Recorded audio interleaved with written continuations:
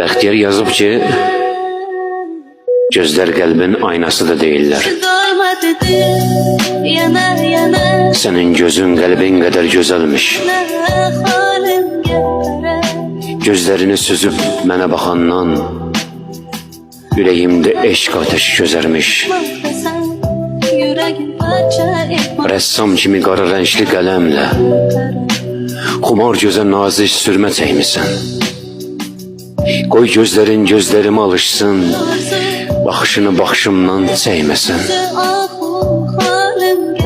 Gözlər var ki, gözlərində qəm yükü, sənin gözün ətrafına nur saçır.